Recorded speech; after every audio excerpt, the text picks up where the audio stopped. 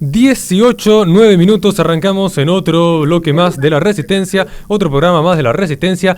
Estamos ya arrancando con un bloque, estamos en comunicación telefónica. Comentanos, Horacio, de quién se trata. Bueno, hoy tenemos el gusto y el honor de presentar al juez que ha logrado frenar el avance del aborto en la nación argentina, que ha logrado mostrar lo que en principio para muchos fue una ley totalmente inconstitucional, y debemos aclarar la cuestión más técnica, que en realidad lo que se trata en este suerte de freno es hacer lugar a un amparo.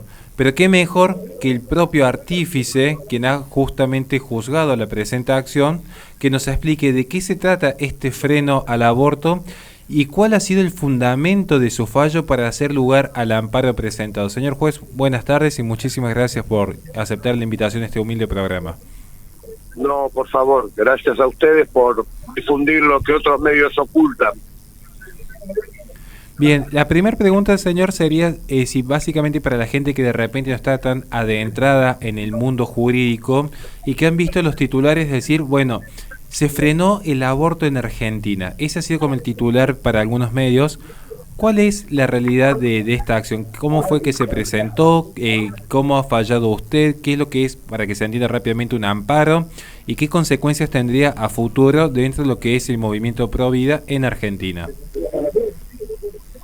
Bueno, como usted sabe, la acción de amparo es una acción que está prevista en el artículo 43 de la Constitución Nacional.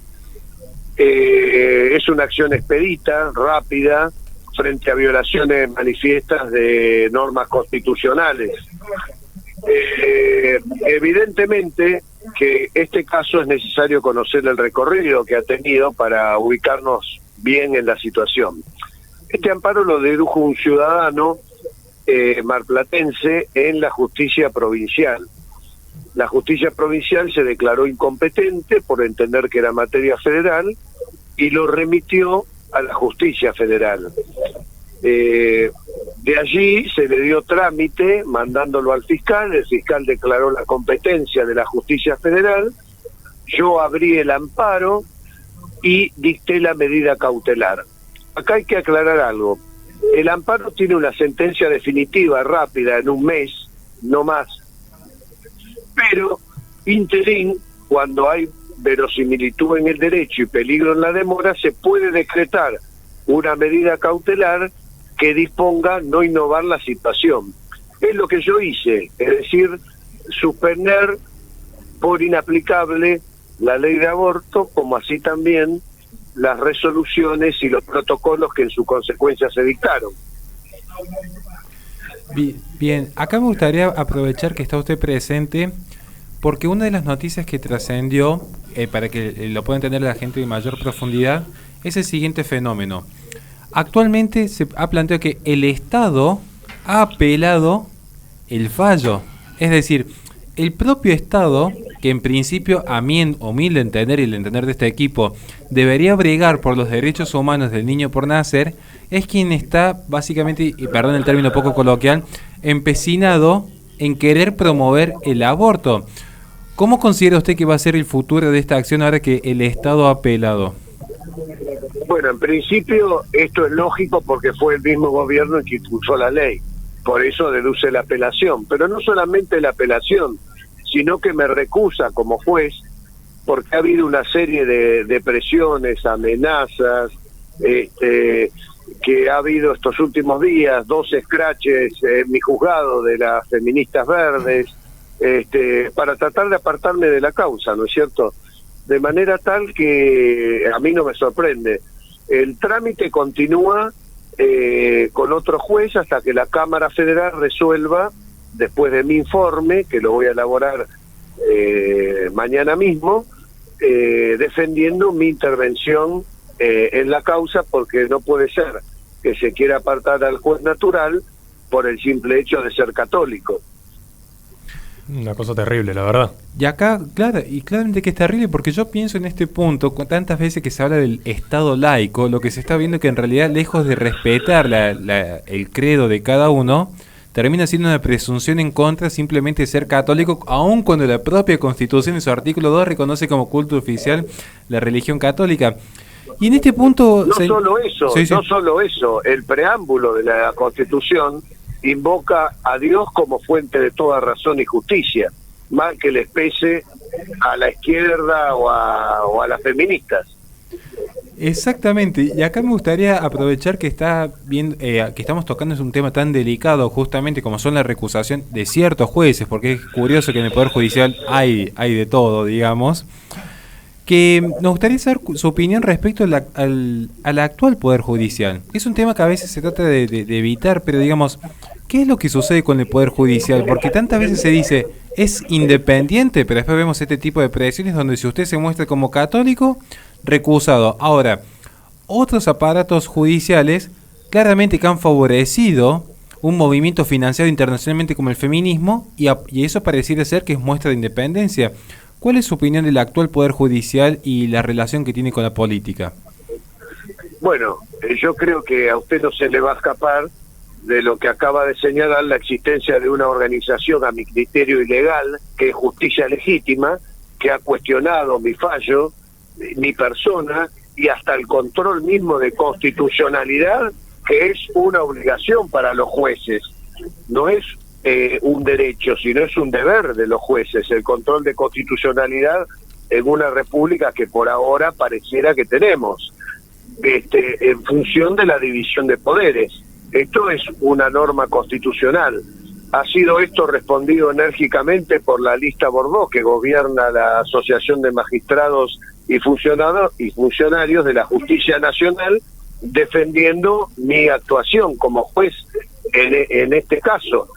De manera tal que, por supuesto, esta es una organización que está prohibida por el reglamento para la Justicia Nacional, que prohíbe a los jueces tener actividad política partidaria, y ellos la tienen y por supuesto nadie les hace nada.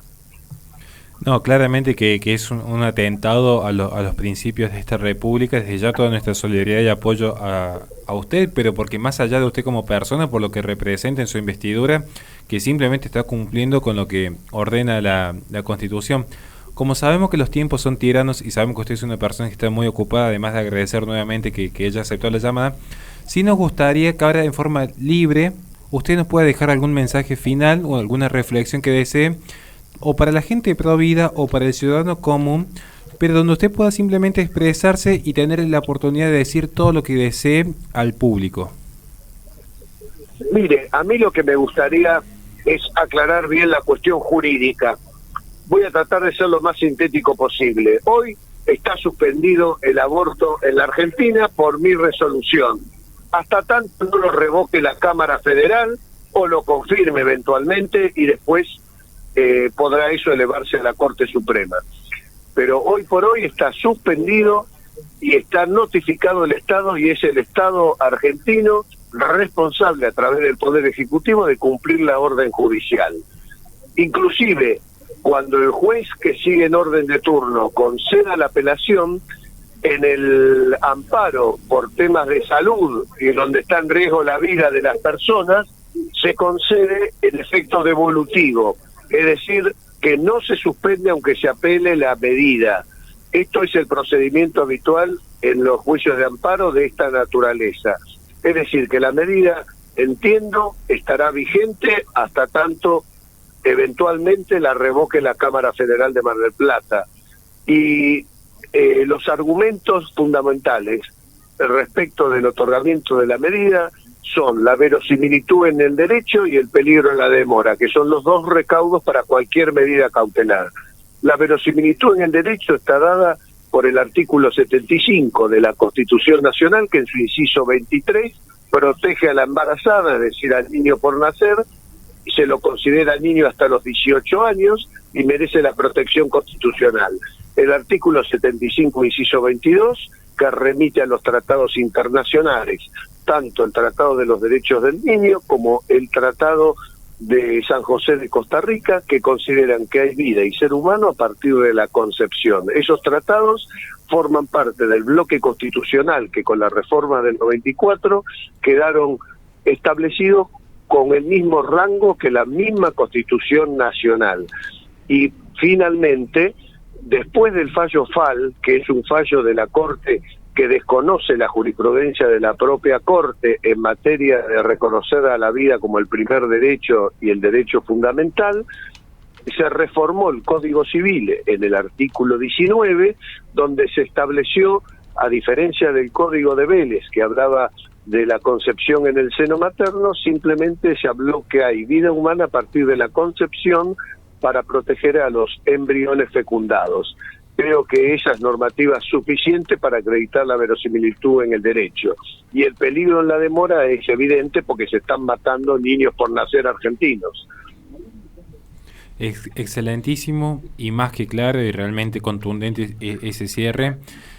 Ya no hemos quedado sin tiempo. Desde ya muchísimas gracias. Estaremos en contacto eventualmente para que desde mi canal podamos realizar una transmisión en vivo y poder explayar mucho más cuestiones que no son solamente desde lo jurídico. A mí me interesaría, desde ya hago extensiva mi invitación a usted, indagar también en la cuestión de la fe, porque a veces pareciera ser que es pecado y anatema simplemente ser católico en una nación católica. Así que muchísimas gracias y desde este equipo toda nuestra solidaridad hacia usted que está sufriendo una increíble persecución política por simplemente creer en Dios. Muchísimas gracias, señor. No, a usted. Nos despedimos, le recordamos a la gente que este programa se transmite todos los lunes de 18 a 21 por Play FM Radio en Córdoba, Carlos Paz, Tucumán y San Fernando del Valle de Catamarca. Además transmitimos por twitch.tv/la-resistencia y los videos se suben al canal de YouTube de La Resistencia, youtube.com/la-resistencia radio. En la descripción de los videos tienen nuestras redes sociales para que se contacten con nosotros en caso de que quieran colaborar con este espacio. Vamos a un corte, los dejamos con el tema Rodríguez Lastra, El héroe condenado.